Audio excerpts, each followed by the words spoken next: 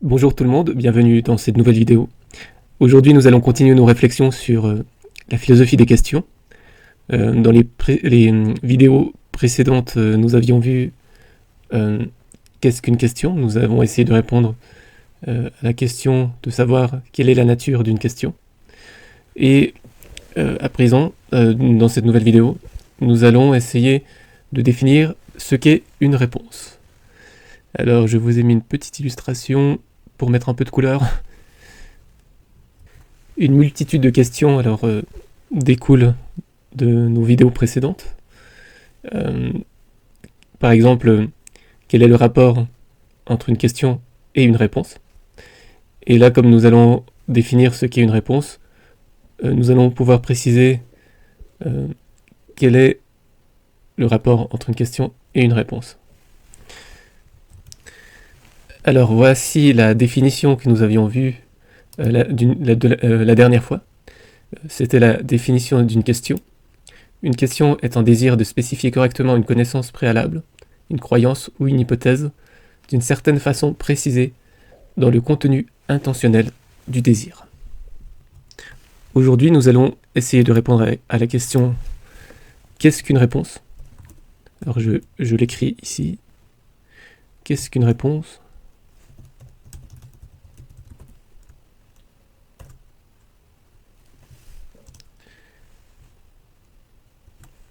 Alors déjà, nous allons parler de l'action de répondre à une question.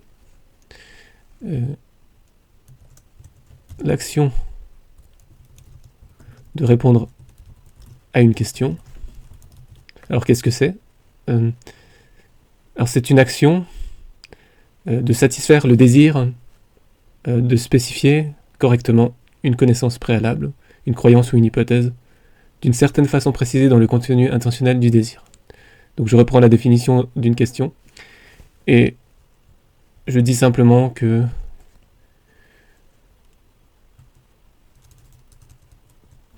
l'action de répondre à une question est une action de satisfaire le désir de spécifier correctement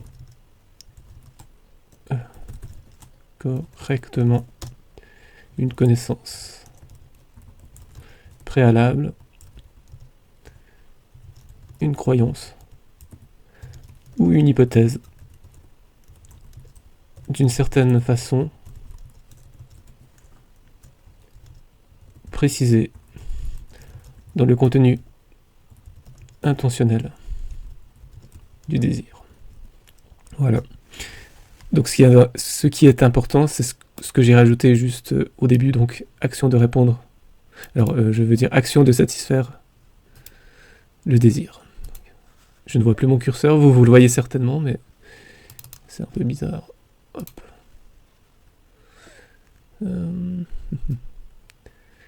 C'est compliqué. Sans voir le curseur, j'ai un peu de mal à... Ah voilà. Non, il a de nouveau disparu.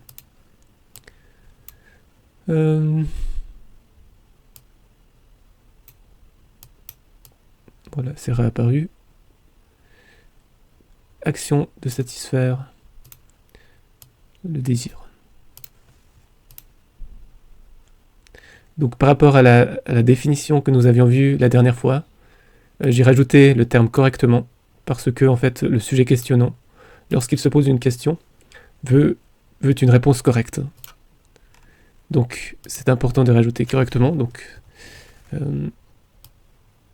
c'est-à-dire que la réponse doit être conforme à la réalité, à la vérité. Si on définit une réponse à une question de cette façon, il est clair qu'il est possible d'échouer dans son action de satisfaire le désir. Il est possible d'échouer de donner une réponse à une question.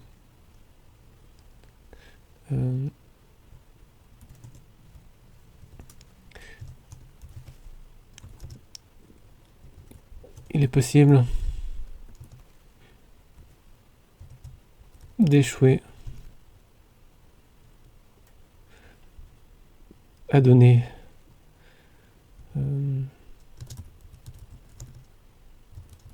une réponse à une question.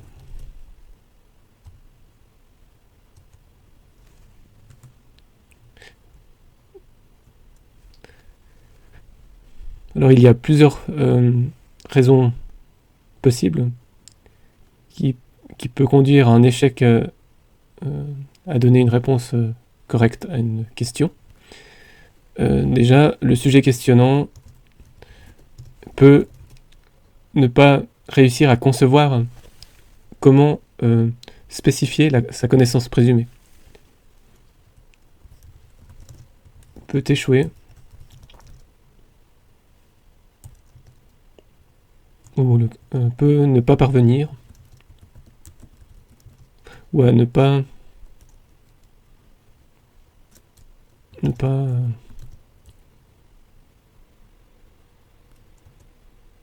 savoir comment spécifier sa connaissance préalable. Bon, pour simplifier les choses, je vais seulement parler de connaissances préalables. Et bien sûr, il peut s'agir aussi d'une croyance ou d'une hypothèse. Donc, le sujet questionnant peut ne pas savoir comment spécifier sa connaissance préalable. Il est possible de donner un exemple où le sujet questionnant ne sait pas comment spécifier sa connaissance préalable. Par exemple, la question qu'est-ce qu'il y a avant le Big Bang est une question pour laquelle le sujet questionnant ne peut pas concevoir la manière de spécifier sa connaissance préalable. Le sujet questionnant sait qu'il y a eu un Big Bang, mais il n'y a pas, voilà, il n'arrive pas à concevoir en avant le Big Bang. Donc. Ou alors, quelle est la cause du Big Bang? Il y a eu un instant où il y avait l'univers qui était condensé dans un espace très, très infime, et il y a eu une grande expansion à partir de ce point, et c'est une question que l'on pourrait se poser sans pour autant savoir comment spécifier notre connaissance. Après, est-ce que l'on sait que le Big Bang a une cause? Ce serait une connaissance préalable ou une croyance, bien sûr. On peut croire que le Big Bang a une cause. C'est tout à fait, puisque la plupart des événements, sinon tous les événements, ont une cause. Pourquoi le Big Bang n'aurait pas de cause? Alors, voilà. Une autre question peut être posée. Par exemple, disons qu'il y a d'autres questions que l'on peut donner en exemple, pour lesquelles, en général, on échoue à donner une réponse. Un sujet questionnant peut aussi échouer à donner une réponse parce qu'il n'a pas les moyens de répondre à la question. Alors le sujet questionnant n'a pas les moyens de répondre à sa question. Par exemple, quel est le nombre exact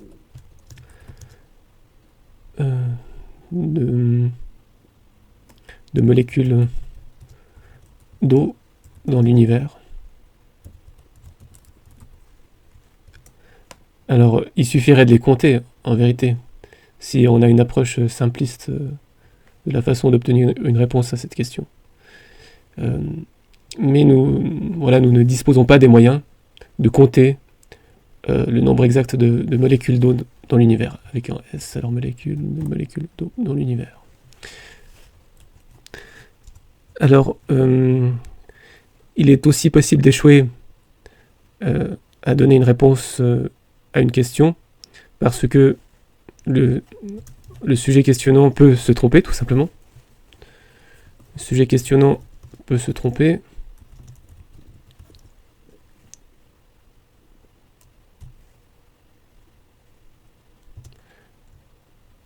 Par son action, il trouve une réponse fausse à sa question. On pourrait se demander si une réponse fausse est une réponse à une question. Parce que quand on se pose une question, on aimerait une réponse vraie. Voilà.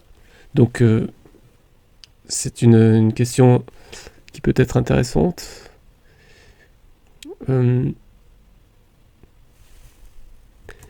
Car il est vrai que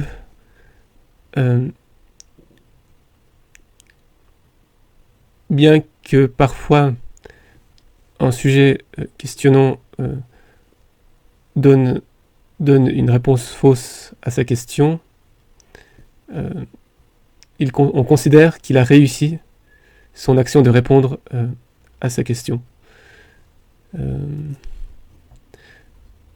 Donc, ce serait intéressant de définir autrement l'action de répondre à une question. Alors, il faut reprendre la définition d'une question que nous venons de donner. Je veux dire la définition d'une réponse à une question. Donc, nous avions dit que l'action de répondre à une question est une action de satisfaire le désir de spécifier correctement une connaissance préalable, une croyance ou une hypothèse d'une certaine façon précisée dans le contenu intentionnel du désir. Alors je reprends la définition et je vais essayer de la corriger. Donc je vais mettre peut-être une explication avant.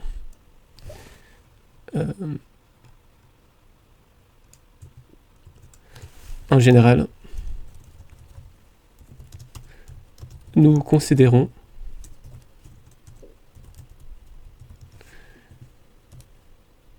qu'un sujet réussit à répondre à une question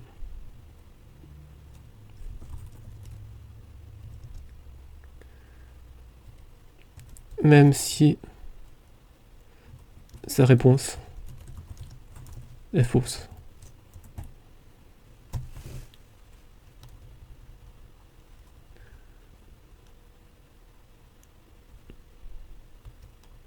Alors, qu'est-ce qu'il faut changer dans notre définition? Donc, l'action de répondre à une question est une action...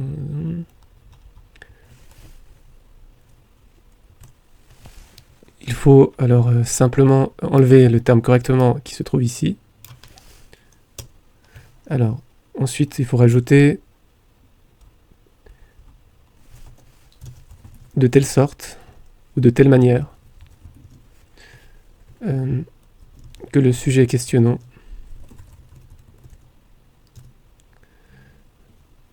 pense que la spécification